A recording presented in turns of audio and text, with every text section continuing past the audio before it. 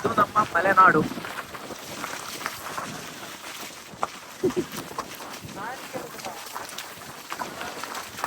ನಾವು ಬಂದಿರೋದು ಇವಾಗ TRP ಭದ್ರಾ ಜಲಾಶಯ ಡ್ಯಾಮ್.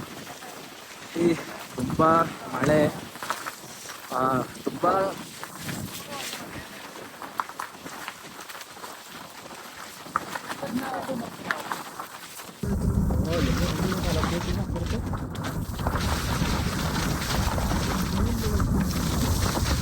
വെറുതെ അവർക്ക് പിഞ്ഞിള്ള ചളികളൊക്കെ ആയിക്കോട്ടെ. പിന്നെ വീഡിയോ ഒക്കെ ആക്കിയിട്ടുള്ളൂ. പിന്നെ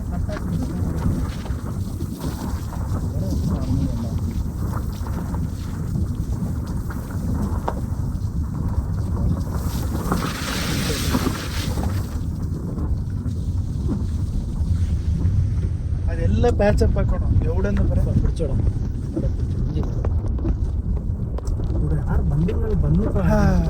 ಗೈಸ್, ಕೊನೆಗೂ ನಾವು ಹೋಗ್ತಾ ಇದೀವಿ ಇದ್ರ ಟಾಪ್ ಮಾಡಲ್ಗೆ. ಹೇಗಿದೆ ಅಂತ ಗೊತ್ತಿಲ್ಲ. ಸುಮಾರು ಸತಿ ಬಂದಿದ್ದೀನಿ, ಆದ್ರೆ ಒಂದ್ಸತಿ ಹೋಗಿ ನೋಡೋಣ. ವ್ಯೂ ಪಾಯಿಂಟ್ಸ್ ಮಾತ್ರ ತುಂಬಾ ಸಖತ್ತಾಗಿದೆ. ನೋಡೋಣ ಹೇಗೆಲ್ಲ ಇರುತ್ತೆ ಅಂತ. ತುಂಬಾ ಚಳಿ ಬೇರೆ ಆಗ್ತಾ ಇದೆ, ಮಳೆ ಬೇರೆ ಬರ್ತಾ ಇದೆ. ಯಾವ್ದು ನಿರೀಕ್ಷಣಾ ಮಂದಿರ ಅಂತ ಇದೆ, ಅಲೋಡ್ ಇದೆ ಇಲ್ಲ ಗೊತ್ತಿಲ್ಲ. ಇದ್ರ ಒಳಗೆ ಬರಕ್ಕೆ ಸ್ವಲ್ಪ ಪ್ರೊಸೀಜರ್ ಎಲ್ಲ ಇರುತ್ತೆ. ಅದು ವೆಬ್ಸೈಟ್ ಅಲ್ಲಿ ಹೋಗಿ ಎಲ್ಲ ಬುಕ್ಕಿಂಗ್ ಮಾಡಬೇಕಾಗುತ್ತೆ. ಹಾಗೆ ಎಲ್ಲಾಂದ್ರೆ ಒಳಗೆ ಬರಕ್ಕೆ ಆಗೋದಿಲ್ಲ.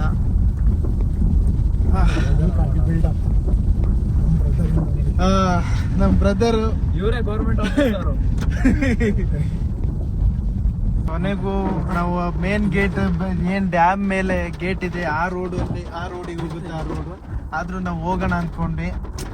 ಅಲ್ಲಿ ಅಲೋಡ್ ಇಲ್ಲ ಅಂತ ಹೇಳ್ತಾ ಇದ್ದಾರೆ. ಯಾಕಂದ್ರೆ ಇವಾಗ ಮಳೆ ಬರ್ತಾ ಇದೆ ತುಂಬಾ ಜೋರಾಗಿ. ಅದು ಅಲ್ಲದೆ ನಮ್ಮ ಭದ್ರಾ ಅಣೆಕಟ್ಟಿನ ಗೇಟ್ ಎಲ್ಲ ಓಪನ್ ಮಾಡಿದ್ದಾರೆ.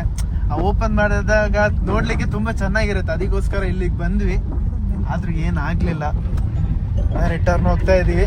ನೋಡೋಣ, ಆದಷ್ಟು ವ್ಯೂನ ಆ ಕಡೆಯಿಂದಾನೆ ತಗೊಳ್ಳೋಣ. ನೋಡ, ಗ್ಲಾಸ್ ಎಲ್ಲ ಕೆಳಗೆ ಇಳಿಸೋಣ. ಕೆಳಗೆ ಇಳ್ಸಕ್ ಆಗ್ತಿಲ್ಲ, ತುಂಬಾ ಮಳೆ ಇದೆ. ನಮ್ಮ ಅದ್ಭುತ ಅಂದ್ರೆ ತುಂಬಾ ನಾವು ಅನ್ಕೊಳ್ಳೋದ್ಕಿಂತ ತುಂಬಾ ಸುಂದರವಾಗಿ ಕಾಣುವಂತ ಪ್ಲೇಸ್ ಇದು. ಸಮುದ್ರ ತರ ಅಲೆಗಳು ಬರ್ತಾ ಇರುತ್ತೆ, ತಂಪು ಗಾಳಿ. ಏನಾದ್ರೂ ಸ್ನಾಕ್ಸ್ ಎಲ್ಲ ತಗೊಂಡಿದ್ರೆ ಚೆನ್ನಾಗಿರೋದು. ನಾವು ಏನು ಪ್ಲಾನ್ ಇಲ್ಲದೆ ಬಂದ್ಬಿಟ್ವಿ ಸಡನ್ ಆಗಿ. ಯಾಕಂದ್ರೆ ತುಂಬಾ ದಿನ ಲೀವ್ ಕೂಡ ಇಲ್ಲ, ಎಲ್ಲ ಕಡೆ ಸುತ್ತಬೇಕು.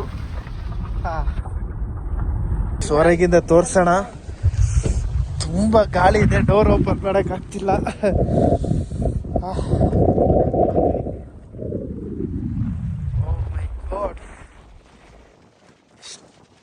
ಸಖತ್ತಾಗಿದೆ ಅಂದ್ರೆ ಇಲ್ಲಿ ಪ್ಲೇಸ್ ನೋಡಿ. ಮೋಡ, ನೇಚರ್.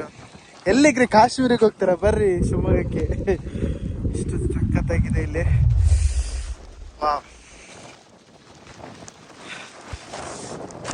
ಕಾರಲ್ಲಿ ಅಲ್ಲಿ ನಮ್ಮ ತಮ್ಮ ಇದ್ದಾರೆ.